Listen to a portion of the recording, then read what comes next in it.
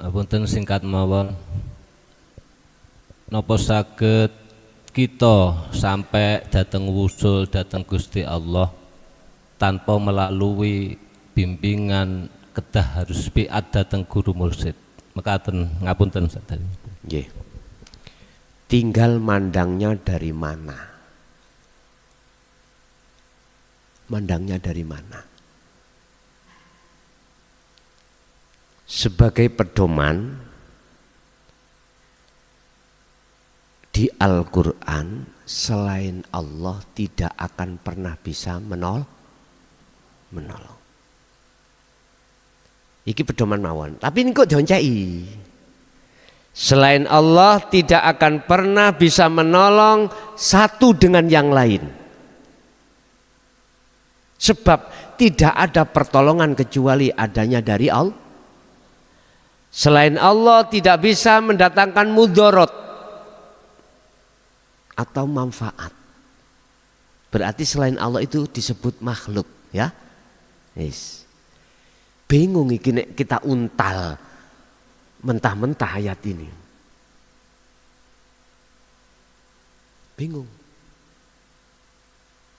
Ya, bagaimana biar kita tidak bingung? Pandanglah dua kacamata. Itulah kacamata syariah dan kacamata hakikat. Kalau kita hanya memandang kacamata hakikat aja, nyuwun apa? Mesti geger. Sopo sing ngorek? Allah. Gak bingung ngeten iki. Padahal bener, nggih. Tapi kacamata syariat salah. Kacamata syariat mengatakan ya sing ngorek ya makhluk mukhlason iki. Lah ngoten nggih. Wis, oke. Tapi jenengan empun ngantos jangan sampai hanya memakai kacamata satu. Supaya iman kita itu condongnya itu tidak rohiben, tidak selain Allah. Dari kacamata syariat jawab saya tidak bisa, Pak. Karena kacamata syariat itu melihat makhluknya. Kita kalau tidak ada wasilah, mohon maaf ya, tidak memakai wasilah, tidak memakai guru yang menghantarkan kita pada Allah, nggak bisa, Pak. Itu jawaban secara syariah.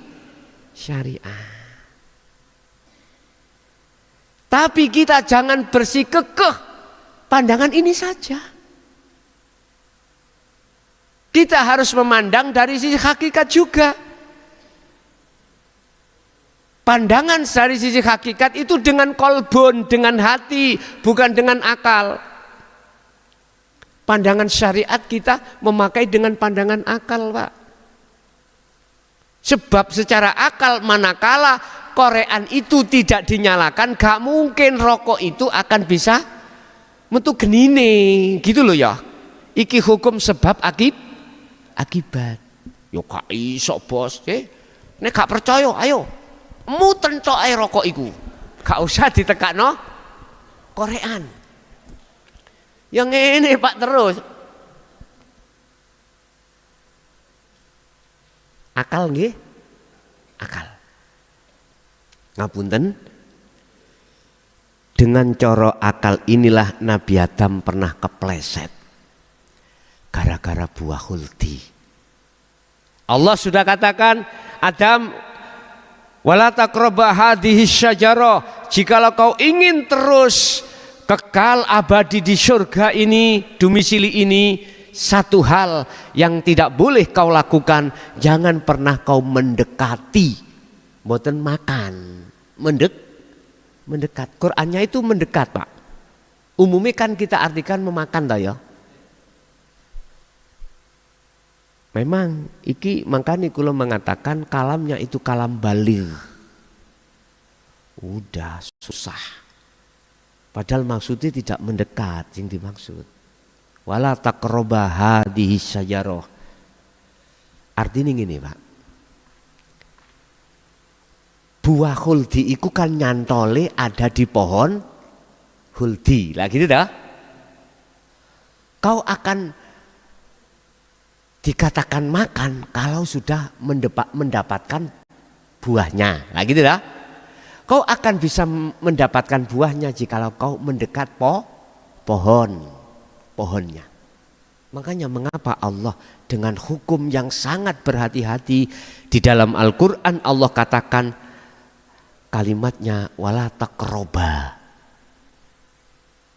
Sebab manakala Adam itu mendekat mesti kepingin. Kalau sudah kepingin mesti kegelincir bagaimana cara mendapatkan suksesnya apa yang diinginkan. Pak nyun sewu, Allah kan berkata, Adam, selama kau tidak mendekat, kau akan hidup kekal selama-lamanya di surga. Iblis Pak, klunuk gitu. Adam, jadikanlah saya sebagai penasehatmu. Apa sih artinya khuldi? Kekal. Kau kalau tidak makan, kau tidak akan kekal di surga. Karena pohon khuldi iki adanya di surga. Akal masuk mboten Pak? Masuk. Son, kuwi kudu iman. Rasa gurih seger iku rasa jahe ada di makhluk itu. Sebab jikalau kau tidak minum gak akan mendapatkan rasa. Coro akal masuk nggih? Akal. Oke. Benar Pak, miturut kacamata Anda tidak akan pernah bisa wusul pada Allah manakala menjawabnya dengan akal, manakala tidak dengan wasilah atau guru akhirat kita yang menuntun. Masuk akal nggih? Oke, saya tak ambene sih Pak, eman-eman kado tak buka.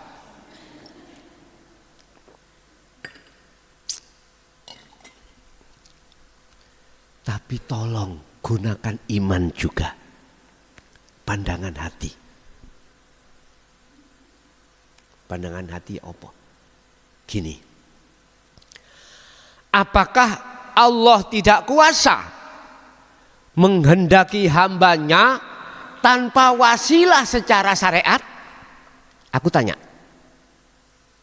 Jikalau Allah menghendaki satu hambanya, siapa yang dikehendaki untuk sampai menghadap pada Allah bertemu tanpa wasilah yang dimaksud secara syariat?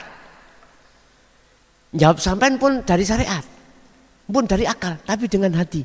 Kuasa enggak Allah manakala, lah niki nggih, menghendaki hambanya untuk bisa bertemu Allah tanpa wasilah?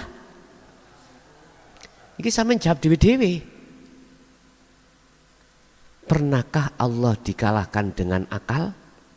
Innallaha ala kulli syai'in. Oke, tak kasih contoh yang mudah. Kuasa enggak Allah itu ada seorang wanita hamil tanpa suami, laki-laki. Kuasa enggak Allah? Itu yang menjawab iman Pak. Kalau kita jawab dengan akal, enggak iso, enggak bisa. Di mana saya temukan enggak ada orang perempuan hamil tanpa laki-laki, lah gitu toh. Makanya kita jawab dari sisi mana? Menurut saya kita harus dua-duanya punya kacamata. Kalau punya kacamata dua, akhirnya jawabannya begini. Koyoi ya, koyoi. Memang sepertinya bisanya dia sampai pada Allah itu lewat wasilah. Koyok-koyok wasilah itu koyok-koyok lo ya. Bisa menolong sebab musababnya kita bisa sampai pada Allah. Tapi bukan berarti mutlak wasilah itu bisa menolong gara-gara bisa sampai sampai pada Allah. Enggak. Nek sampean iku mau imannya kandek, imannya berhenti di wasilah, tak jamin wallahi gak iso tutuk. Nggak bisa.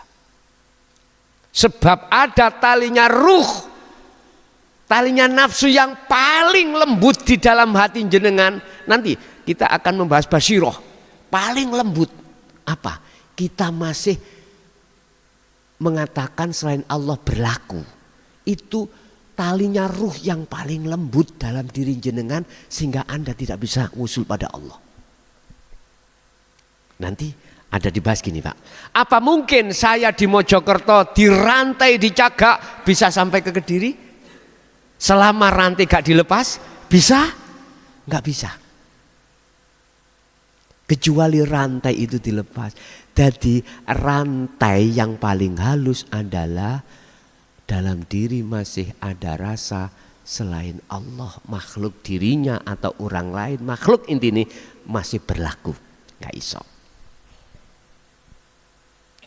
Tapi gini Pak, kalau saya menjawabnya dari sisi syariah, sisi wasilah, betul, tidak akan pernah kita bisa sampai pada Allah kalau tidak melewati, memakai wasi. Ada ayatnya, ada.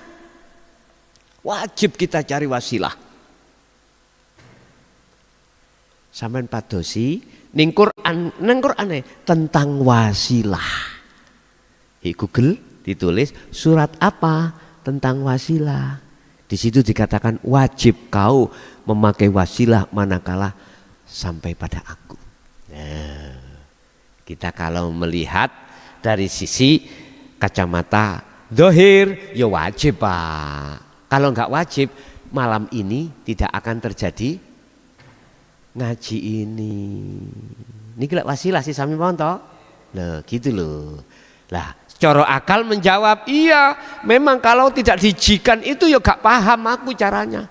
Maksud saya jangan berhenti di sini aja. Bila mana jenengan ingin sampai pada Allah, lepaskanlah makhluk dalam dirimu. Makhluk apa? Termasuk diri kita sendiri ataupun orang lain.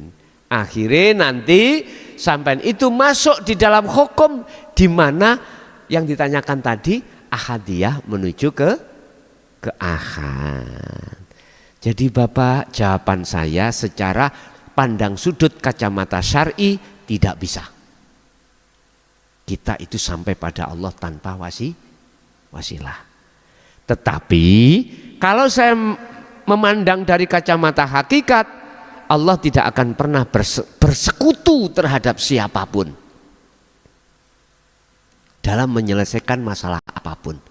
Allah gak tumon, gak pernah jauh tolong yang lain, gak pernah Allah minta pertolong. Terus ada pertanyaan, lah itu malaikat Israel disuruh menyabut. Lah pernah melihatnya malaikatnya, tapi yakin nggak Allah jenengan iki tanpa ada Allah yang ada di situ, malaikat itu bisa sendirinya mencabut? Makanya tergantung kita memandang dari sisi mana, ngoten lho. Jadi pun bener Pak, pertanyaan jenengan pun leres, jawaban kula mboten saged jila mana tanpa wasilah. Tapi berselangnya waktu perjalanan kita harus masuk pada keahad Allah. Bila mana jenengan pingin estu betul-betul sampai pada Allah di musyahadah, harus keimanan tentang selain Allah harus dilepaskan. Dalam hal apapun. Begitulah nggih. Nggih menawi tasik bingung sampean takokake milih monggo. Sederhana kula sanjang, Rasulullah bisa mensafaati terhadap umatnya karena diizini oleh Allah. Wes iku sederhana. Pola sederhana nih. Tapi bukan berarti Muhammad ibnu Abdillah iki mutlak bisa menolong. Mboten. Sami kali jenengan kali kula saged mriki wau nek gak dilakokno Allah ya gak iso. Sehingga Allah meletakkan sifat kudrat dan iradahnya dalam diri jenengan, itulah bentuk Allah itu mengizini. Ngaten nggih? Oke.